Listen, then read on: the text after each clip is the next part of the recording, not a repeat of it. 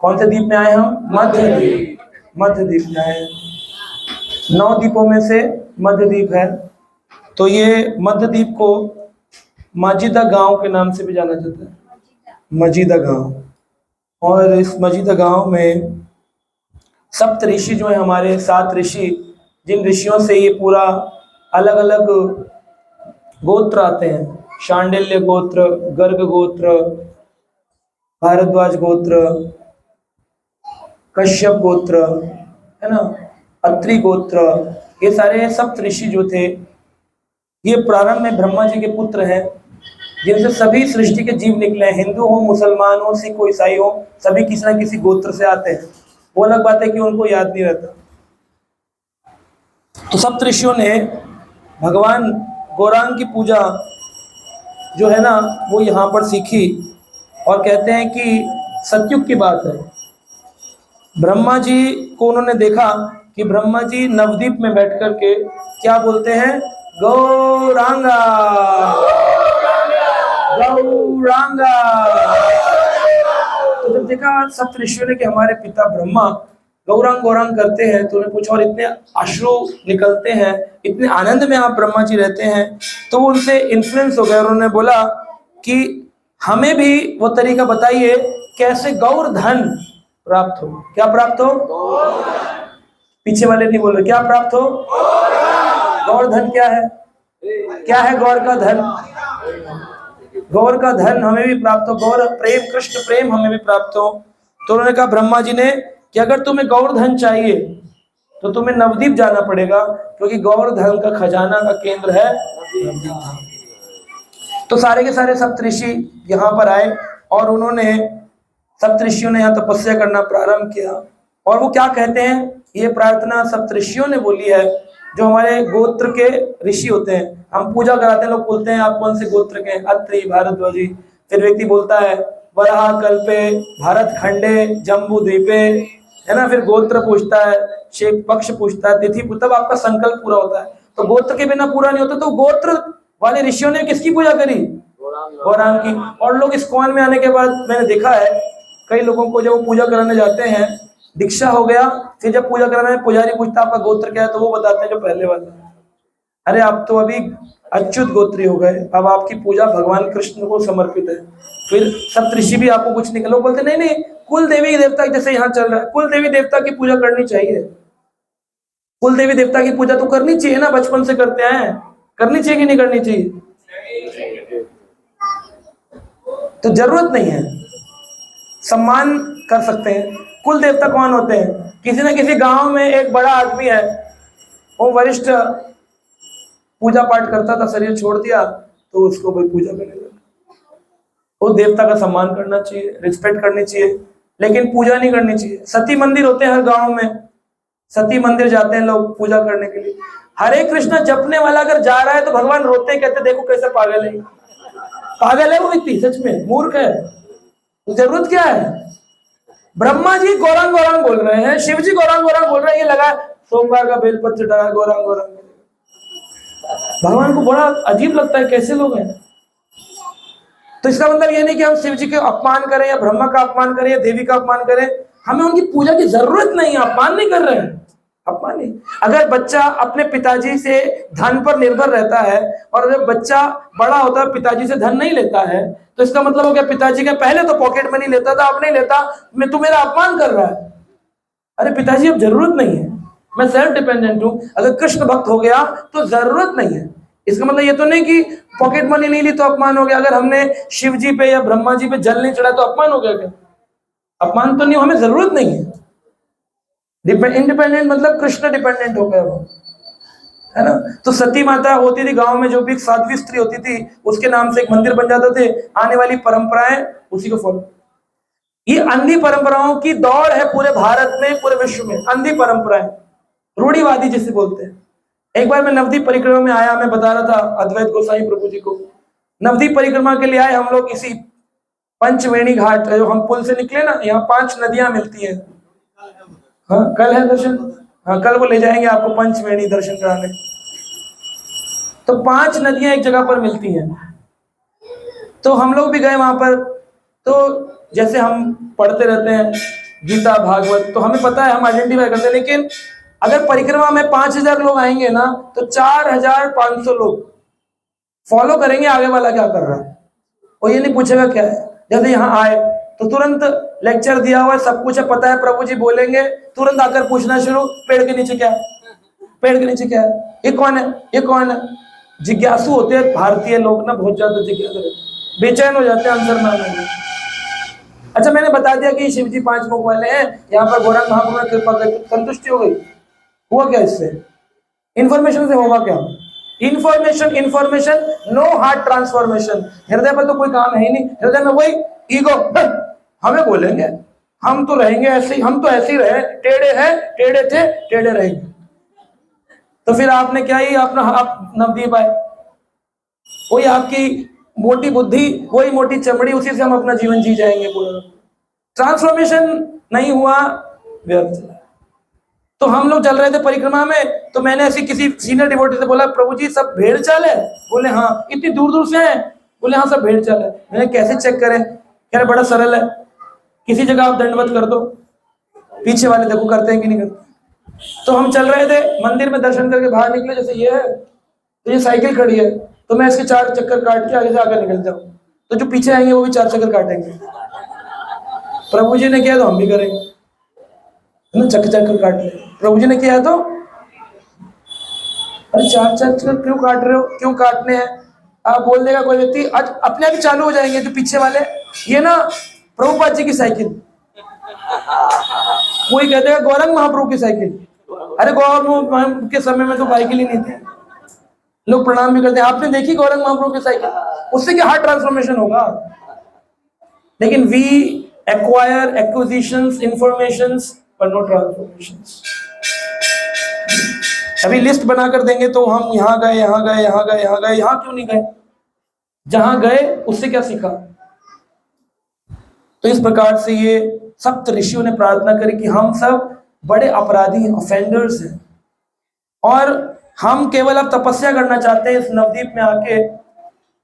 उन सप्त ऋषियों ने खाना खाना, पानी पीना, यहां तक कि सोना भी। सप्त ऋषियों ने जिस गोत्र से हम पूजा करवाते हैं, तो हमें उन्होंने टारगेट दिया है कैसे पूजा करनी गौरंग महाप्रभु की। बोले खाना छोड़ दिया, पीना छोड़ दिया और सोना। ये बात बोलकर ही जो भक्त निकलता है वो कहता है जरा नारियल पानी लाना, जो सुनकर निकलता है वो आगे लेक्चर के बाद खड़े हो जाते सारे लोग। बड़े बड़े लेक्चर होते हैं ना नवद्वीप में, लेक्चर जैसे समाप्त होता है कि कोई खाना नहीं, पानी नहीं, सिर्फ गौरांग गौरांग, जय जय गौरांग। यहाँ से निकलते सामने आइसक्रीम खा रहे होते सारे खड़े होकर लाइन में। परिवर्तन नहीं होता एक्चुअली। मैं बहुत लोगों को देखता हूँ 20-20 साल हो गए, मंदिर भी आते, परिक्रमा में भी आते, गौरांग नवद्वीप भी आ रहे हैं, ट्रांसफॉर्मेशन क्यों नहीं है? क्योंकि इनकी जिज्ञासा नहीं है। जैसे थे वैसे हैं, वैसे ही रहेंगे। हमको बदल सके जमाने में दम नहीं, हमको कोई बदल दे जमाने में दम नहीं। इतने स्ट्रॉन्ग क्यों है अपने नोशंस को लेकर के? Prabhu ji why do you say like this? अरे it is written in Shrimad Bhagavatam, it is written in the scriptures, why don't you understand? समझते नहीं, बहस करेंगे, आएंगे भी परिक्रमा में, रहेंगे रूम में, कथा में नहीं। तो फिर किस लिए आए? प्रश्न पूछने आए, साधु संग करने आए, या खाली फोटो खींचने आए? ये सब हमको देखना पड़ेगा चीजें। मैं किसी भी चीज का विरोधी नहीं हूं कि हम कपड़े नहीं ले सकते या प्रसाद, पर हमारी कॉन्शियसनेस पे काम करना। सब ऋषियों ने खाना पीना सोना छोड़ दिया था इस जगह, और जब लगातार पूरा दिन क्या बोलते थे? गौरांग गौरांग। जब ऐसे करके प्रार्थना करते थे गौरांग गौरांग, तो एक दिन क्या देखते सप्तऋषि? इस जगह जिधर आप बैठते हैं, सामने से एक सुंदर 7 फुट का व्यक्ति जिसके हाथ लंबे हैं, स्वर्ण रंग का, सहस्त्र सूर्यों का तेज निकल रहा है, अजान लंबित भुजान ठाकुर जी हमारे चैतन्य महाप्रभु सप्तऋषियों के सामने दर्शन देने के लिए। अभी जब दर्शन देने आए तो उस समय का जो काल चल रहा था वो 12 बजे का टाइम था, जो अभी चल रहा है ना, दोपहर के 12:30, कभी 10:30 हो गए हैं, आधे घंटे बाद 11-12 बज जाएंगे। ये मध्य काल है, सुबह जो लेक्चर हुआ था, प्रवचन, वो प्रातः काल था। ये जो हो रहा है ये मध्याह्न काल है। संध्या में जो होगा वो सायंकाल है। तो ये काल को मध्याह्न काल क्या कहते हैं? मध्याह्न काल कहते हैं। तो क्योंकि भगवान ने मध्याह्न काल में सप्तऋषियों की तपस्या से प्रसन्न हुए दर्शन दिए, इसलिए इस द्वीप का नाम पड़ा मध्य द्वीप। मध्य द्वीप की भगवान ने मालती माला के पुष्प पहने थे, सुंदर जनेऊ धारण किया था, क्योंकि भगवान निमाई पंडित है, एक ब्राह्मण है। और उन्होंने कहा, अब सुनिए गौरांग महाप्रभु ने क्या कहा। गौरांग महाप्रभु कहते हैं सप्तऋषियों से कि तुम जानते हो कि मैं तुमसे किस लिए प्रसन्न हुआ हूं, क्यों आया हूं दर्शन दे? बोले हाँ, हमारे खाना ना खाने से, हमारे पानी ना पीने से, हमारे नींद ना लेने से। महाप्रभु ने नहीं। बोले फिर किस लिए प्रसन्न? बोले क्योंकि तुम सारे के सारे लोग बैठ करके गौरांग महाप्रभु की चर्चा करते थे सातों भाई, इसलिए मैं सप्तऋषियों तुमसे प्रसन्न हूं। जो भी व्यक्ति मध्य द्वीप में आकर के मेरी चर्चा करेगा, वो व्यक्ति जरूर इस संसार में नाम संकीर्तन का प्रचार करेगा और एक बहुत बड़ा प्रवचक बनेगा, और वो पूरे संसार को कृष्ण प्रेम बांटेगा, और अपना शरीर छोड़ने के बाद गौरांग महाप्रभु कहते हैं मेरे धाम को प्राप्त करेगा। तो सप्तऋषियों ने किससे प्रसन्न हुए थे? ना ना ना बोले थे ना, हाँ चर्चा करने से। गौरांग चर्चा करते, चर्चा समझते हैं ना, डिस्कशन, गौर कथा, हाँ गुह्यतम बोधयन्तम परस्परम। कथा करने से भगवान प्रसन्न। भगवान ने गीता में भी कहा है, तुष्यन्ते च रमन्ते च, मैं बड़ा संतुष्ट होता हूं और मैं रमण करता हूं जब तुम मेरी कथाओं की आपस में चर्चा करते। तो कृष्णा कथा discussion is a very important point. कहते हैं कि इस मध्य द्वीप के अंदर कई सारे तीर्थ वास करते हैं। शिवजी के मन में भाव आया। शिवजी ने कहा कि मैंने सुना है नवद्वीप में सप्तऋषि मध्य द्वीप में बैठ करके गौर कथा करते हैं। भागवत कथाओं के आयोजन तो हमने बहुत देखे हैं, गीता प्रवचन तो कोई भी दे देता है, बहुत सारे पीएचडी स्कॉलर दे रहे गीता। गौर कथा कोई नहीं करता, चैतन्य महाप्रभु कथा कोई नहीं करता। तो शिवजी ने कहा मेरी बड़ी अभिलाषा है, मैं गौर कथा सुनना चाहता हूं। तो यहाँ पर आप देख रहे हैं पांचमुखी शिवजी बैठे हैं। पंचमुखी शिवजी के 5 मुख हैं, इसलिए रुद्राक्ष होता है उसमें पंचमुखी रुद्राक्ष होता है। 5 मुख हैं शिवजी के। हनुमान भी पंचमुखी होते हैं, क्योंकि शिवजी के अवतार हनुमान जो है वो भी पंचमुखी है। तो पंचमुखी रुद्राक्ष, पंचमुखी शिवा, पंचमुखी हनुमान, 5 मुख होते हैं। ब्रह्मा चतुर्मुखी होते हैं। पंचमुखी शिवा बोले हरि बोल हरि बोल, मैंने वो भजन बोला था, आपने कोई और ये नहीं है, वो दूसरे। पंचमुखी शिवा बोले हरि बोल, चतुर्मुखी ब्रह्मा बोले हरि बोल। यहाँ पर सब लोग जो है भगवान का नाम बोलते हैं। तो पंचमुखी शिवा यहाँ पर बैठे हैं इस पेड़ के नीचे, ताल के नीचे। इस जगह का नाम पड़ा 5 ताल, क्योंकि पंचमुखी शिवा ताल वृक्ष के नीचे बैठे हैं, पंचताला। तो शिवजी ने यह प्रार्थना करी कि मैं कैसे करके गौर कथा में पहुंच जाऊं जो सप्तऋषि करने वाले हैं। और इसी स्थान पर पुष्कर और नैमिषारण्य भी है, इसी मध्य द्वीप में। क्या है? नैमिषारण्य गए कभी? उत्तर प्रदेश के। आप नहीं गए? आप गए? आप गए? नैमिषारण्य वो जगह है जहां पर कलयुग में सुत गोस्वामी ने 88,000 शौनक ऋषियों को श्रीमद् भागवत कथा सुनाई थी। सुत गोस्वामी कौन है? सुखदेव गोस्वामी ने जब परीक्षित को भागवत सुनाया तो उनके प्रथम शिष्य थे सुत गोस्वामी। सुत गोस्वामी ने सुना और उसके 300 साल बाद, 300 ईयर्स आफ्टर, सुत गोस्वामी ने यथारूप, बिना नोट्स बनाए, सब कुछ याद था, और उन्होंने यथारूप शौनक आदि ऋषियों को पूरा सुनाया। तो नैमिषारण्य जाते हैं, वहां पर सुत गोस्वामी की गद्दी है, वहां बैठकर उन्होंने 88,000 ऋषियों को बिना माइक, बिना स्पीकर, बिना रिकॉर्डर कथा सुनाई। कैसे सुन ली थी कथा? माइक के बिना कैसे सुन ली? 88,000 ऋषि कलयुग में। आज से 5,000 साल में से 300 माइनस कर दो, इतने साल में कंसंट्रेशन। एक एक श्रोता का ध्यान वक्ता के मुख पर था। वो बोलने क्या वाले, उनके मन में वो भाव था और वो लोग सब समझ रहे थे। लेकिन हम जब बैठते हैं कथा में तो हम क्या बैठते हैं, 10:30 प्रसाद यहाँ हो जाएगा, अगली जगह कौन सी है, लिखी तो थी कोनी मार के, तूने देखी है यहाँ पर क्या हुआ था, सुन। और हम समय को अपने कथा की बजाय किसी और चीज में निकालकर घूम घाम कर जैसे आए, मक्का गया मदीना गया बनने गया था काजी, घर को जब लौटा तो वही पाजी का पाजी। कुछ नहीं होता कहीं जाकर के भी, जैसे थे वैसे। तो परिवर्तन होता है जब हम ध्यान से किसी बात को सुनते हैं और उस पर अमल करते हैं, तो होना निश्चित है।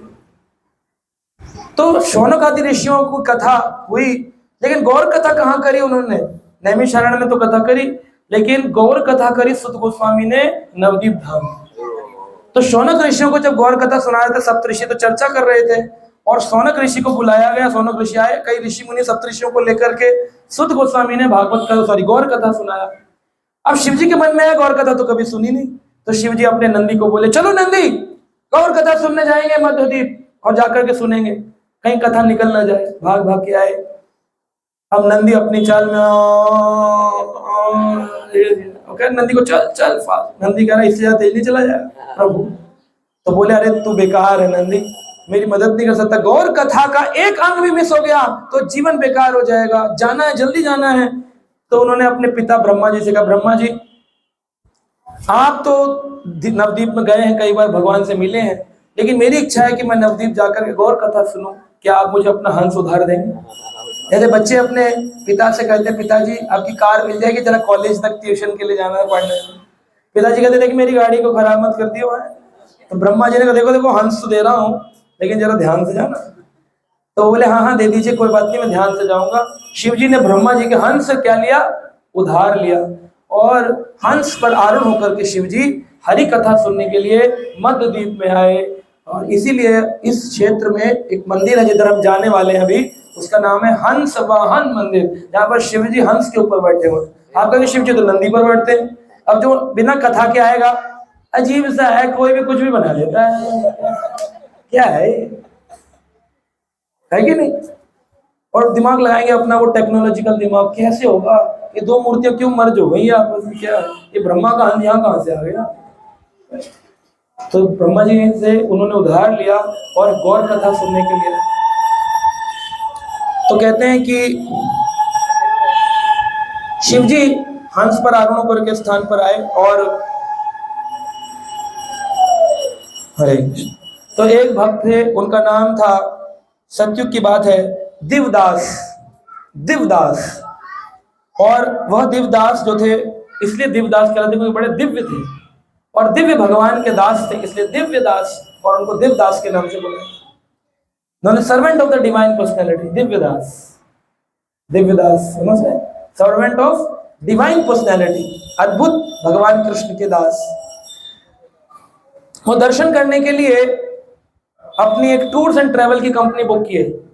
बोले मैं जाना चाहता हूं पुष्कर घूमने के लिए, पुष्कर जाऊंगा और पुष्कर में जाकर के आनंद से मैं पुष्कर तीर्थ का दर्शन करूंगा। ब्रह्मा जी का एक ही मंदिर है पूरे भारत में, कहाँ? तो पुष्कर तीर्थ जाऊंगा, ब्रह्मा जी का दर्शन करूंगा। जब घर से निकला तो जो टूर्स ट्रैवल वाले थे बंगाली रहे होंगे और वो सबके सब नवदीप ले आए और बोले कि नवदीप है गौरा स्थाने, नवदीप है गौरा स्थान, गौर स्थान में ले आए, नवदीप है गौर स्थान। नवदीप में गौरा महाप्रभु का स्थान दिखाने लगा। तो दिव्यदास को बड़ा पसंद आया कि है ना, ये तो बड़ा अच्छा स्थान है, यहाँ तो गौरंग महाप्रभु का स्थान है, कई जगह घूमे और बड़ी हरियाली भी है और बड़ा इंटीरियर विलेज भी है। तो देखने में लगा ये बिल्कुल भजन करने की स्थली है। भजन स्थली शहर नहीं है एक्चुअली, हम शहर में रहते हैं प्रीचिंग करने के लिए, वरना शहर तो नरक है। एक बार प्रभुपाद जी लंदन में प्रचार कर रहे थे तो किसी ने पूछा लंदन में, प्रभुपाद हेल कैसा दिखता है, नरक कैसा दिखता है, हाउ हेल इज, नरक कैसा दिखता है? तो प्रभुपाद ने कहा as it is like London, as it is like, as it is पीछे वाले नहीं सुन रहे, क्या है? हाँ नरक, नरक है, as it is like London. Prabhupada ji ने, वहां पर आप भजन कैसे करेंगे?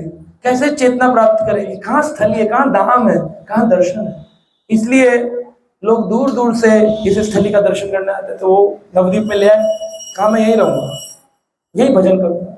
अब भजन करते करते करते करते वो जीवन निकल गया, वो पुष्कर तो गए, अब बुजुर्ग हो चुके थे एकदम।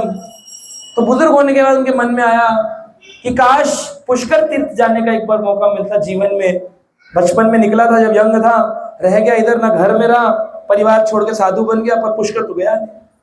तो गौरंग महाप्रभु के मंदिर में बैठे बैठे स्मरण कर रहे थे, पुष्कर पुष्कर कैसे मिलेगा। तभी देखते हैं पुष्कर तीर्थ पुरुष रूप में मैनिफेस्टेशन पर्सनैलिटी उनके सामने प्रकट हुआ और कहता है, हे आध्यात्मिक भाग्यवान ब्राह्मण, कृपया करके सुनो, मैं तुम्हें दर्शन देने बहुत दूर से नहीं आया हूँ।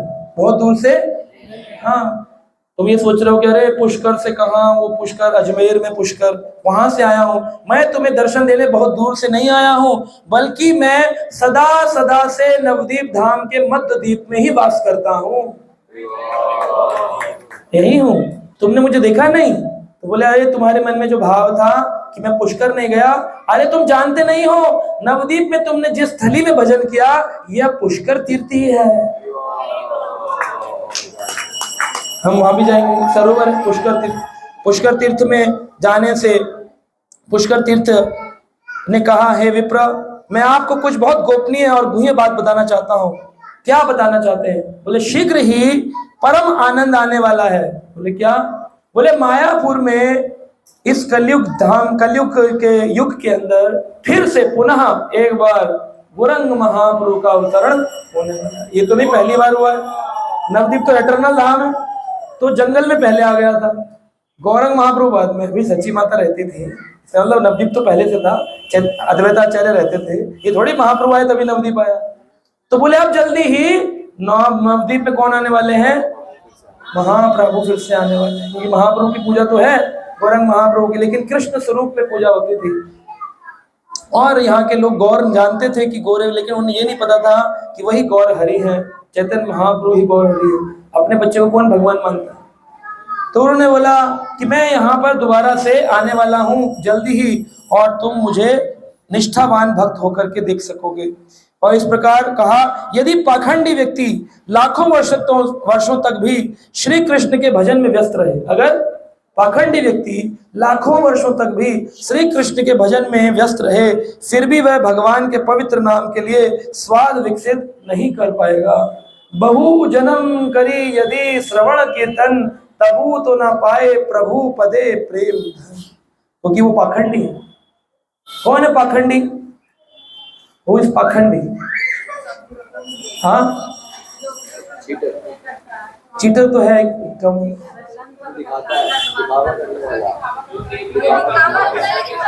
हाँ हाँ बिल्कुल सही, हाँ हाँ पाषंडी, पाखंडी पाषंडी सेम। जो देवी देवताओं को बोलता है क्या फर्क है, कृष्ण की पूजा करो, इनकी करो, इसमें क्या प्रॉब्लम है, ही इज अ पाखंडी। Is it written in Shrimad Bhagavatam, Bhagavad Gita, पाखंडी, क्योंकि वो कृष्ण का ही नहीं हो पा रहा, कृष्ण का नहीं हो पा रहा। एंड हु इज मिथ्याचारी? कौन है मिथ्याचारी? हाँ, भगवत गीता कहती है जिसके मन में तो बड़ी तरंगे हैं, लेकिन बाहर से उसने साधु वेश, तो ही इज मिथ्याचार। आचरण, आचरी, मिथ्या यानी फॉल्स, फॉल्स आचरण करने वाला मिथ्याचारी। अंदर तो बड़े भावना है। बिहार में एक नदी, उसका नाम है फाल्गु नदी, गया। आज हम गया क्षेत्र भी जा रहे हैं। सो यहाँ पर सब कुछ है। गया जाने का फल, नैमिषारण्य जाने का फल, पुष्कर जाने का फल आपको यही मिलेगा आज इसी मध्य द्वीप के अंदर। तो गया में नदी है फाल्गु नदी, उसमें ऊपर से तो पानी है, नहीं सॉरी, ऊपर से मिट्टी है, नीचे पानी है, बालू है ऊपर। तो बच्चे फुटबॉल खेलते खेलते अगर बॉल चली जाए और कोई बच्चा उतर जाए तो डब से पानी में चले, हाँ पानी है, बालू हटाएंगे तो नीचे पानी है। फाल्गु यानी फॉल्स, नकली, फाल्गु वैरागी, फॉल्स वैरागी, जैसे फाल्गु वैरागी, तो उसको मिथ्याचारी कहा। आचरण से साधु है, नवद्वीप आए तो धोती कुर्ता पहन लिया, कितने हजारों लोगों ने पहन रखा है, लेकिन इनको मौका मिले तो ये अपने रूम में टीवी चला के पिक्चर भी दबा देंगे एक आध, क्योंकि अंदर से तो तरंगे उठ रही है ना, एक आध गाना तो सुनना चाहिए कि नहीं। ऐसी कहे रूम बुक करो जो कोई देख ना सके, है, ताकि हम पिक्चर देख लें रूम में, होटल के अंदर जाके। तो मिथ्या आचरण करने वाला है, उसको भजन करना है बाहर, लेकिन अंदर नहीं है। आप लोग अच्छे भक्त, में अपनी बात कर रहे हैं। तो बाहर से अगर तरंग नहीं दिखती लेकिन अंदर तरंग रहती तो फाल्गु है। उन्होंने कहा ऐसे लाखों लाखों पाप करने वाले कृष्ण भजन करने पर भी नहीं प्राप्त कर सकते। व्रज धाम में शीघ्र ही राधा कृष्ण को प्राप्त करेंगे अगर वो इस पाखंडी मनोवृत्ति को शीघ्र ही दूर कर दे। व्रज में जाकर राधा कृष्ण को प्राप्त करेंगे अगर वो इस पाखंडी मनोवृत्ति को तुरंत ही, कौन सी पाखंडी मनोवृत्ति? कृष्ण और देवी देवता समान है, मैं संसारी हूं, थोड़ा खाना पीना घूमना फिरना तो प्रभु जी बनता है, ऐसा व्यक्ति कौन है? मिथ्याचारी। तो ऐसा व्यक्ति राधा कृष्ण के प्रेम को प्राप्त नहीं कर सकता है वह व्यक्ति। लेकिन अगर गौरंग महाप्रभु की आराधना इस मध्यद्वीप में आके करता है तो पाखंडी क्या करें प्रभु, मिथ्याचारी क्या करें प्रभु जी, हम हार गए हैं प्रयास करके। तो ऐसे व्यक्ति को मध्यद्वीप आना चाहिए, जो मध्य में फंसा हुआ है, न इस पार न उस पार, इधर बीच में है, मध्य में है। मध्यद्वीप में आए और गौरंग महाप्रभु की पूजा करे तो कहते हैं हे विप्र, वो यहीं रहकर अगर गौरांग का भजन करता है तो वह तुरंत ही गौरंग का दर्शन प्राप्त करेगा और भजन के माध्यम से गौरंग का पार्षद बनने की कृपा प्राप्त करेगा। यह कहकर तीर्थराज पुष्कर वहां से चले गए। और फिर यहाँ पर स्थान है उच्च हाटा, हंटा ढंगा, हट होता है नाम हट, एक तो होता है अबे हट, हमने दिल्ली में क्या चलता है, अबे हट, चल हट, तो ये चल हट या वो हट नहीं है। एक होता है हाँ पीछे हट, एक है हाट, दिल्ली हाट, बाजार, हाट मीन्स बाजार, दिल्ली हाट यानी दिल्ली का बाजार। तो नाम हाट का मतलब क्या है? नाम का बाजार। नाम का बाजार कैसे है? बोले बस नाम मात्र का बाजार है, वो नहीं, यहाँ नाम विस्तारित किया जाता है। श्रील भक्ति विनोद ठाकुर ने अलग अलग जाकर के छोटे छोटे 500 सेंटर बनाए और उनमें नाम हट शुरू किए, जहां पर वो प्रवचन देते थे। ऑफिस से आने के बाद, सुन लीजिए ऑफिस जाने वालों, डिस्ट्रिक्ट मजिस्ट्रेट कौन है आप में से? यहाँ पे डीएम, वो है DM, district magistrate. District magistrate थे मिदनापुर, कृष्णा नगर, जहां बैठे यहाँ के डीएम थे भक्ति कृष्णा नगर, डीएम मजिस्ट्रेट, बाद में जगन्नाथपुरी के बने। वह वकील, वो एडवोकेट अंग्रेजी जमाने में शाम को जब वकालत करके आते थे तो उसके बाद में नाम हट सेंटर पे जाकर प्रवचन देते थे। कौन सा आदमी है जो कि नौकरी करने का शाम को प्रवचन देने जाता है? प्रवचन देने वाला है तो फिर वो पूरा छोड़कर आया है, जो प्रवचन नहीं देता वो नौकरी करता है, दोनों अलग अलग हो गए ना। ऐसा कौन है नौकरी करने का शाम को प्रवचन देने जाता है? और एक दिन नहीं कि हफ्ते में एक दिन संडे जाते हैं हमारे प्रीचिंग करने, एवरी डे 500 नाम हट सेंटर खोले थे हमने। एक प्रशांति धाम में सेंटर शुरू किया है, उसमें भी महीने में 2 क्लास होती है। ऐसे 500 सेंटर अकेले भक्ति विनोद ठाकुर चला रहे थे, 500 सेंटर्स, समझ रहे हैं आप?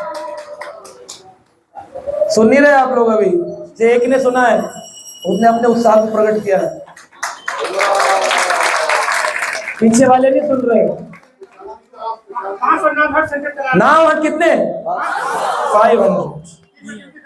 कितने बच्चे थे? अरे बच्चे नहीं होंगे ना, 13 बच्चे थे, 13 चिल्ड्रन, 13 बच्चे। डीएम आदमी अपनी इज्जत को सोचो कहाँ रख करके गौरंग महाप्रभु के 500 सेंटर खोले नाम हट। हम जाएंगे उनके स्थान पर अभी। तो ये जो मध्यद्वीप में आए तो देवी देवता बोले कि इतना सुंदर स्थान, हम लोगों को भी जाना चाहिए भजन करने। तो देवी देवता भी यहाँ पर एक स्थान है कुरुक्षेत्र, कुरुक्षेत्र भी है यहाँ पे। मध्यद्वीप में सब कुछ है, कुरुक्षेत्र, हाँ पुष्कर, यही रुक जाते हैं माता जी के, यही रुक जाते हैं, ट्रैवलिंग का खर्चा नहीं। हाँ इतनी दूर जाओ, हरियाणा जाओ, इधर जाओ उधर जाओ, यूपी जाओ, सब एक जगह।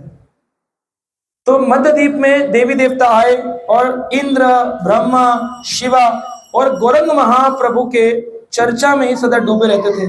और उन्होंने कहा, देवताओं ने ये कलयुग बहुत भाग्यशाली है, ये कलयुग। अरे हम तो कहते हैं कलयुग के लोग बड़े निकृष्ट हैं, ना सतयुग हुआ, ना त्रेता हुआ, ना द्वापर हुआ, कलयुग में जन्म मिला। कितना भाग्यशाली है सतयुग का आदमी, द्वापर त्रेता कृष्ण को देखा, राम को देखा, हम कलयुग के जीव हैं। तो देवता कह रहे हैं, इंद्र कह रहे हैं कलयुग के जीव बड़े भाग्यशाली हैं। बोले क्यों? बोले कलयुग के जीव इसलिए भाग्यशाली हैं क्योंकि चैतन्य महाप्रभु, नित्यानंद प्रभु, अद्वैत आचार्य, ये सब ही कलयुग में अवतरण लेने वाले हैं। और उन्होंने कहा यहाँ पर रह करके हम क्या करेंगे, अधिक पतित जो जीव है उनका उद्धार महाप्रभु करेंगे। इसलिए यहाँ इस स्थान को नदिया कहते हैं। क्या कहते हैं? नदिया गोद्रुम में नित्यानंद महाजन, पति अच्छे नाम हट, नाम हट नहीं, नाम से हटना नहीं, पति अच्छे यानी पतित जीवों को नाम हट देने के लिए उनका जीवन का कारण है। और कोई कारण नहीं आने का अवतरण का कि असुरों को मारना है, इसको मारना है, उसको मारना है, यदा यदा ये धर्मस्य, कुछ नहीं है। क्या है? नदिया गोद्रुम में नित्यानंद महाजन, पति अच्छे नाम हट जीवन कारण। जीवन का कारण है नाम हट खोलना है, बस प्रीचिंग सेंटर खोलना है। तो इस्कॉन डिवोटी का क्या टारगेट है लाइफ का? प्रीचिंग सेंटर खोलना, और कोई टारगेट ही नहीं है हमारे। हम लगे हैं तपस्या करने, वहां जाएंगे, बद्रीनाथ जाएंगे बस में बैठ करके। हमारा टारगेट क्या है? पति अच्छे नाम हट जीवेरे कारण मिल गया हमके, the cause of our existence in this life. If अगर आपने जीवन में एक प्रीचिंग सेंटर नहीं खोला, प्रचार नहीं किया, तो जीवन बेकार हो गया ना। स्त्री पुरुष जहां है, जैसे भी है, सबको करना चाहिए, होना चाहिए कुछ। नहीं खोल सकते हैं तो प्रीचिंग सेंटर चलाने में हेल्प करना चाहिए। वो भी नहीं कर सकते हैं तो प्रचार करने में हेल्प करना चाहिए। जो कर रहा है उसकी मदद करनी चाहिए, जिस भी रूप से कर सके, mentally, physically, financially, we should help the preaching program. यही मनुष्य जीवन का कर्तव्य गौरंग महाप्रभु ने दिया। और इस बात को समझने के लिए देवता लोग एक ऊंचा स्थान बना करके वहां बैठकर गौरंग महाप्रभु का भजन करते हैं। इसलिए उस स्थान का नाम है ऊंचा हाट। ऊंचे स्थान पर बैठकर हाट लगाया, नाम का ऊंचा हाट। तो नदिया क्यों बोलते हैं इस जगह को? द्वीप तो बता दिया, गोद्रुम, मध्य। नदिया क्यों बोलते हैं? नदिया, गोद्रुम, नदिया, नदिया बिहारी श्री गौर हरि। नदिया मतलब क्या? नदी है, बहुत सारी नदियां, इसलिए Nadia district. Nadia name of place, but why the place name? Because every place means existence. सारी नदी एक जगह मिलती हैं। नदिया डिस्ट्रिक्ट हरि नाम, हाँ, नदियों में विहार करते थे, नदिया विहारी। हरि नाम का नाद हुआ था। अभी सुन लीजिए, ये सब बोला आपने, ये ठीक है, all is correct, all is well, but the main point is यहाँ पर खुशियों की नदियां बहती हैं। जो यहाँ आता है वो खुश हो जाता है, खुशियों की नदियां बहती हैं, इसलिए डिस्ट्रिक्ट का नाम है नदिया डिस्ट्रिक्ट। ये महाप्रभु ने बोला, इसलिए नहीं नदिया की नदियां हैं वो पानी वाली नदी है। इट इज बिकॉज यहाँ खुशियों की नदियां बहती है। जिसके जीवन में हरि नाम है, गौर हरि है, उसके जीवन में खुशियों की नदियां बहती हैं, इसलिए ये नदिया डिस्ट्रिक्ट है। तो ये मध्यद्वीप है, नदिया डिस्ट्रिक्ट है, नैमिषारण्य है, कुरुक्षेत्र है, गया है, पुष्कर है और हंस वाहन। तो ये सब, हाँ, हंस वाहन शिव जी के दर्शन, पंचताल के दर्शन है ना। और इसी मध्यद्वीप में पंचवेणी है। क्या है? पंचवेणी यानी जैसे त्रिवेणी प्रयागराज, यहाँ 5 नदियों का संगम है, इसे पंचवेणी, महाप्रयाग, उसको प्रयागराज कहते हैं, इसको महाप्रयाग कहते हैं। 5 नदियां, जिसमें एक सरस्वती है, मंदाकिनी है, अलकनंदा है, ये सब नदियों के संगम है यहाँ। तो इसको पंचवेणी, कल जाएंगे हम लोग वहां पंचवेणी का दर्शन करने के लिए। तो हाँ, ये जो अभी हम जिस पुल से आए थे ना, वही पंचवेणी का पुल है। यहाँ लिखा है ततो महाप्राक अख्यम पंचवेणी समान्वितम तीर्थ श्री जहानवी तीर्थुआ। तो ये जो पंचवेणी है, कोला दीपम जगम अहम। तो कुछ लोग कहते हैं कि पंचवेणी कोला द्वीप में आती है, कुछ लोग कहते हैं कि मध्य द्वीप में आती है, क्योंकि इट्स जैसे बनारस में ना वाराणसी, वरुणा और अस्सी नदी का संगम है, इसलिए वाराणसी बोलते हैं। वाराणसी का शब्द का मतलब क्या है? वरुणा नदी और अस्सी नदी का संगम है। एक पुल है, उसके इधर वरुणा नदी, इधर अस्सी नदी, दोनों मिलती है, इसलिए नाम है वाराणसी। ये क्षेत्र वाराणसी नाम पड़ता है। तो इसी प्रकार सब चीजों के अर्थ है, मीनिंग। तो ये 5 नदियों के कारण नदियां, खुशियों की नदियां, 5 नदी एक जगह मिलती है, इसके लिए नदियां ग्राम में त्रिवेणी, पंचवेणी, और इसे महाप्रयाग भी कहते हैं। तो आज हम इन सब स्थानों का दर्शन करेंगे जितना कर सकेंगे, और एक जगह हरिहर क्षेत्र जाएंगे, उसकी कथा फिर वहीं पर